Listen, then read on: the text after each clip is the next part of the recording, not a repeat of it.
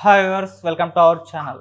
జగన్ గారి పైన రాళ్ల దాడి జరిగిన విషయం మనందరికీ తెలిసిందే. అయితే దీని పట్ల అటు కూటమిలో ఒక్కొక్కరు ఒక్కొక్క రకంగా స్పందిస్తున్నారు. ప్రధాని మోదీ గారు ఖండించడం చూస్తాం, మరి చంద్రబాబు నాయుడు గారు కూడా ఖండించడం చూస్తాం. మరి జనసేన అధినేత పవన్ కళ్యాణ్ గారు ఏ విధంగా రియాక్ట్ అయ్యారు? మరి నాగబాబు గారు కూడా ఒక ట్వీట్ చేసి డిలీట్ చేశారంట. అసలు ఏం ట్వీట్ చేశారు, ఎందుకు డిలీట్ చేశారు? సో ఇదే అంశం మీద డిస్కస్ చేయడానికి ప్రజెంట్ మనతో పాటు సీనియర్ జర్నలిస్ట్ జయదేవ్ గారు ఉన్నారు. వారితో డిస్కస్ చేద్దాం. సార్ నమస్కారం. సార్ జగన్ గారి పైన దాడి జరిగింది, రాళ్ల దాడి. దాని పట్ల పవన్ కళ్యాణ్ గారు ఏ విధంగా రియాక్ట్ అయ్యారు? నాగబాబు గారు కూడా ఒక ట్వీట్ చేసి ఆ తర్వాత డిలీట్ చేసి ఇంకో ట్వీట్ చేశారంట కదా, మరి ఏం ట్వీట్ చేశారు, ఎందుకు డిలీట్ చేశారు? అసలు ఇవి మాట్లాడే ముందు నేను ఒకటి అడుగుతాను, చెప్పండి. అసలు ఇంతకీ వైసీపీ మంత్రులు ఏం మాట్లాడలేదా ఈ దాడి గురించి? మాట్లాడారు సార్. ఏం మాట్లాడారు? ఎవరెవరు ఏం మాట్లాడారు? టీడీపీ కుట్ర పని చంద్రబాబు నాయుడు గారే చేయించారు అని చెప్పేసి అంటున్నారు. ఎవరెవరు మాట్లాడారు ఇలాగా? సజ్జల గారు అన్నారు, కొడాలని అని, రోజా గారు కూడా అన్నారు. అంటే ముందంతా మీద పడిపోయే తత్వం ఇప్పుడు పెద్దగా కనిపించట్లేదు కదా, అంటే వైరల్ కూడా ఎక్కువ అవ్వట్లేదు ఛానల్స్లో, ఎందుకో మరి. సో ఇది యాక్చువల్గా ముందు దాడే అన్నట్టు అన్నారు, కానీ రాయొచ్చి కొట్టినట్టుగా కానీ ఎక్కడ విజువల్లో లేదు. రెండోది ఏంటంటే ఒకే ఒక రాయి, అది కూడా పోనీ రాళ్ళు అంటే పోనీ అనుకోండి, ఒక్క రాయ తగులుతుందా? అయితే అది ఎలా అంటే ఇలా కింద నుంచి తగిలి పడినట్టుగా అనిపించింది ఆ విజువల్స్ చూస్తే. మొన్న నైట్ న్యూస్లో చూపించినట్టున్నారు కదా అది. అయితే దానికి రకరకాల దుమారం రేగింది. కాకపోతే నాగబాబు గారు ఏదో బాగా ప్లాన్ చేసావు అన్నట్టుగా ఏదో పెట్టి మళ్ళీ డిలీట్ చేశారు. బట్ అది మేము చూడలేదు అది. బట్ రెండోసారి పెట్టింది మాత్రం ఖండిస్తున్నాం అన్నట్టుగా పెట్టారన్నారు. చంద్రబాబు నాయుడు గారు అయితే క్లియర్గా అసలు రాళ్ళుదాడి కూడా నీ మటుకు నువ్వే చేయించేసుకొని మా మీద పెట్టేస్తున్నావు, బాబాయ్నే చంపించేసి మా మీద తోసినట్టుగా రాళ్ళుదాడిది ఏముందిలే, పెద్ద నీకు కష్టమేం కాదు అన్నట్టుగా చంద్రబాబు గారు క్యాన్వాసింగ్లో మాట్లాడారు. ఇంకా పవన్ కళ్యాణ్ గారు అయితే చెప్పక్కర్లేదు, ఎందుకంటే అమ్మా పులి మేక కాదు, అమ్మా పులి, నాన్నా పులి. నానా పులి కథ ఏంటంటే ముందు పులి వచ్చిందని అంటారు, అందరూ వెళ్తారు, సరే రెండోసారి కూడా అన్నారు, అరే నిజంగా వచ్చింది, మూడోసారికి ఎవరు నమ్మరు. సో ఇక్కడ ఇంటెలిజెన్స్ వాళ్ళు సర్వే చేస్తే తెలిసింది ఏంటంటే ఆ పెద్ద గజమాల క్రేన్లతో వేయాలనుకున్న దాంట్లో ఒక ఏదో గుచ్చుకున్నట్టుగా అయింది.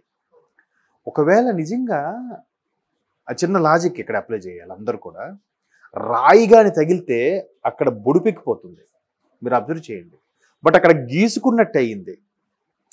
రాయి అంత ఫోర్స్గా తగిలితే ఈ నుదురు ఇంత వాచిపోవాలి ఆయనకి, అంటే నా అనాలిసిస్ నాకు అనిపించింది, నేను చెప్తున్నాను. బట్ అలాగ వాచిపోలేదుగా, జస్ట్ గీరుకున్నట్టుగా రక్తం వచ్చింది. కానీ అంటే ఆ పూలదండల్లోంచి ఏదో పిన్ లాంటిదో అల్పి లాంటిదో ఏదో ఉండిపోయి గుచ్చుకోవడమో, లేదా పూలల్లో ఏవైనా ఉండిపోయి గుచ్చుకోవడమో ఏదో జరిగింది. దానికి రాయిగా మార్చి మళ్ళీ ఇవాళ పొద్దున్న ఒక అభిమాని తాలూకు స్టేటస్ కూడా చూసా, పేద బడుగు వర్గాల కోసం నువ్వు రక్తం చిందిస్తున్నావన్నా, అది తట్టుకోలేక ప్రతిపక్షాలు నీ మీద దాడి చేస్తున్నారు అన్నట్టుగా రక్తం చిందిస్తున్నానంట ఆయన. అంటే అభిమానంలో కూడా పరాకాష్ఠకి వెళ్ళిపోయారు అనమాట. సో వెంటనే ఆ కచ్చీఫ్కి తుడుచుకున్న మరకలు కూడా ఫోటో, ఆ కింద క్యాప్షన్ మీద కూడా ఎరుపు మరకలు అలా పెట్టి, అదే చెప్తున్నాను కదా, నిజంగా రాయి దాడి జరిగితే ఆయన నుదురు ఎంత వాచిపోవాలి అంటే, పైగా మొక్కుడిపోయేలాగా రక్తం వచ్చేలా తగిలితే ఖచ్చితంగా ఈ మాత్రం రాయి అయినా కొంచెం బరువు ఉంటుంది కదా. ఇప్పుడు చిన్న ఎగ్జాంపుల్ చెప్తా, రాయి బరువుంత కాటన్ తీసుకోండి, నీటిలో వేస్తే ముద్దైపోయి మునిగిపోతుంది, అదే రాయి కూడా తేలుతుంది, రాయి అయితే మునిగిపోతుంది. రాయి యొక్క ఘనపదార్థం దగ్గరగా ఉండే దానిలో అణువులు పరమాణులు దగ్గరగా ఉంటాయి కాబట్టి అది చిన్నదైన బరువుగా ఉండి అది మునిగిపోతుంది. సో అది అంత చిన్నదైన గట్టిగా తగిలితే, అంటే చెక్కుకుపోయేలా తగిలిందంటే ఖచ్చితంగా వాపు వచ్చేస్తుంది కదా. వాపు రాలేదంటే ఖచ్చితంగా ఏదో గీరుకుందని అర్థం. అది అప్పటికప్పుడు ఫస్ట్ ఎయిడ్ లాగా ఏదో చేయొచ్చు, దానికి మళ్ళీ హాస్పిటల్లో నేను పొద్దున ఒక విజువల్ కూడా చూశాను ఆ పర్టికులర్ ఛానల్లో. ఆయన ఒక కట్టెన్ లోపలికి వెళ్ళి డ్రెస్సింగ్ చేసి దానికి ఒక టేప్ వేసి బయటకు వచ్చేలాగా.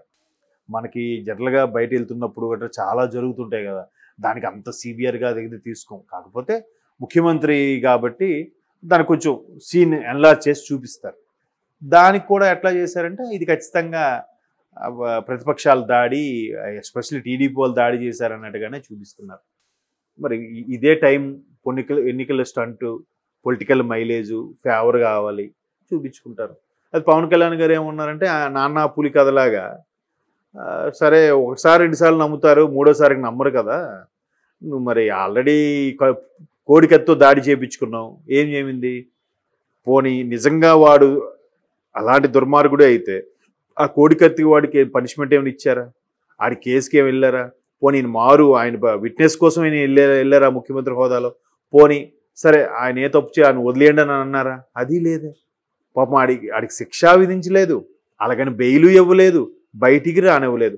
మొన్న కదా వాళ్ళ అమ్మ వాళ్ళ బ్రదరు నిరాహార దీక్ష చేస్తే షరతులతో కూడిన బెయిల్ ఇచ్చారు, బయటకు వచ్చాడు ఆయన.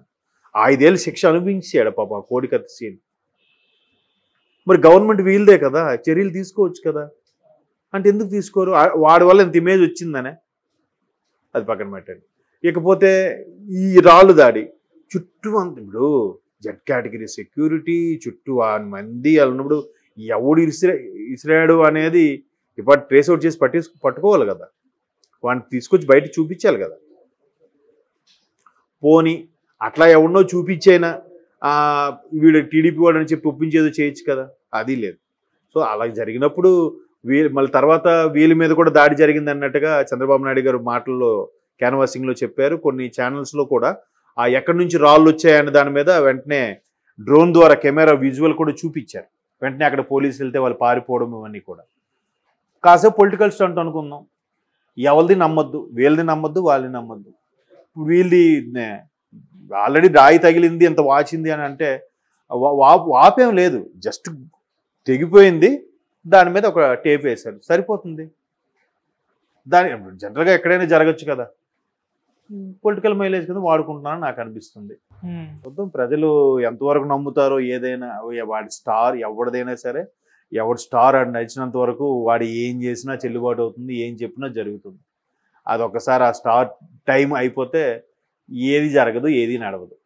సో వెంటనే ఆ కచ్చీఫ్కి తుడుచుకున్న మరకలు కూడా ఫోటో, ఆ కింద క్యాప్షన్ మీద కూడా ఎరుపు మరకలు అలా పెట్టి, అదే చెప్తున్నాను కదా, నిజంగా రాయి దాడి జరిగితే ఆయన నుదురు ఎంత వాచిపోవాలి అంటే, పైగా మొక్కుడిపోయేలాగా రక్తం వచ్చేలా తగిలితే ఖచ్చితంగా ఈ మాత్రం రాయి అయినా కొంచెం బరువు ఉంటుంది కదా. ఇప్పుడు చిన్న ఎగ్జాంపుల్ చెప్తా, రాయి బరువు అంత కాటన్ తీసుకోండి, నీటిలో వేస్తే ముద్దైపోయి మునిగిపోతుంది, అదే రాయి కూడా తేలుతుంది, రాయి అయితే మునిగిపోతుంది.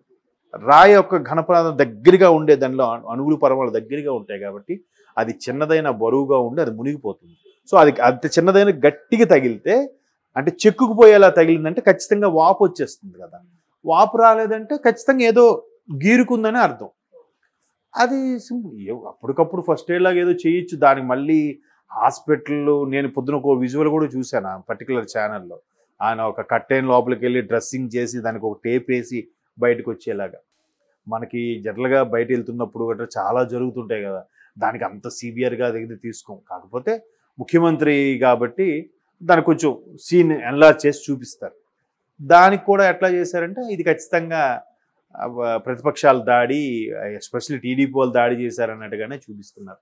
Okay, thank you so much.